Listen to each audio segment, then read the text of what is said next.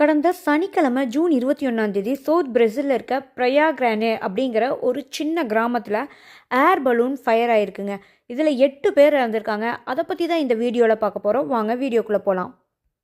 அந்த நாட்டோட கவர்னர் ஜார்ஜினோ மெல்லோ தன்னோட எக்ஸ் தளத்தில் நாங்கள் ரொம்ப துக்கத்தில் இருக்கிறோம், எங்கள் கிராமத்தில் ஒரு சோகம் நடந்துருச்சு அப்படின்னு ஒரு ட்வீட் போட்டாங்க. அதுக்கப்புறம் தான் இது நியூஸ் சேனல்ஸ்லையெல்லாம் பரவ ஆரம்பிச்சது இந்த செய்தி. இந்த ஊரே ஏர் பலூன், அந்த ஹாட் ஏர் பலூன் ஃப்ளைக்கு தான் ரொம்ப ஃபேமஸ் ஆனதுங்க.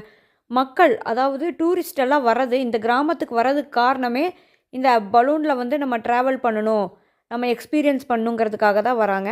இதனால் இந்த இந்த ஹாட் ஏர் பலூன்ஸ் மூலமாக நிறைய வருவாய் கவர்மெண்ட்டுக்கு கிடைக்கிறதாகவும் சொல்கிறாங்க. மொத்தமாக இந்த ஏர் பலூன் பறக்கிற நேரம் 45 நிமிஷங்க. அதாவது 1000 மீட்டர் 3250 அடி உயரத்தில் எட்டும்போது இந்த ஆக்சிடெண்ட் நடந்ததாக சொல்லப்படுது. சுமார் ஒரு ஆளுக்கு $100 வரைக்கும் வசூலிக்கப்படுதுங்க. இது $100 கொடுத்து இந்த ஏர் பலூனில் பறக்கிறதுக்காக மக்கள் அவ்வளோ தூரம் வராங்க. இதில் 8 பேர் உயிரிழந்ததாகவும் 13 பேர் படுகாயமடைந்ததாகவும் சொல்லப்படுதுங்க. பலூன் கீழே விழுவதற்கு கொஞ்ச நேரத்துக்கு முன்னாடி கூடை அதிலிருந்து பிரிந்து சென்றதை அந்த வீடியோவில் நம்ம பார்க்க முடியுதுங்க. இதுதான் அவங்களும் சொல்கிறாங்க. அதை தெரிஞ்சிட்டோன்னே விமானி ஃபஸ்ட்டு கீழே இறக்கறக்கு ட்ரை பண்ணியிருக்காரு. கீழே இறக்கணுன்னே ஒவ்வொருத்தராக சீக்கிரம், அவர் ஃபஸ்ட்டு குதிச்சுட்டு ஒவ்வொருத்தராக சீக்கிரம் குதிக்க சொல்லி நிறைய அட்வைஸ் பண்ணியிருக்காரு. அதன்படி குதிச்சிருக்காங்க.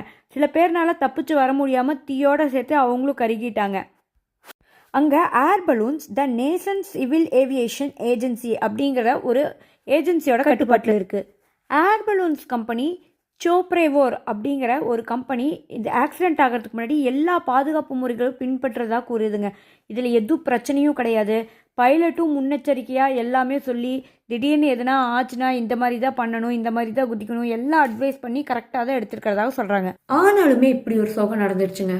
மேலும் இது போல் பல இன்ஃபர்மேஷன் தெரிஞ்சுக்க டியூன் டு பிரியா சேனலை சப்ஸ்கிரைப் பண்ணுங்கள். பிடிச்சிருந்தா லைக் பண்ணுங்கள். Tune to Priya.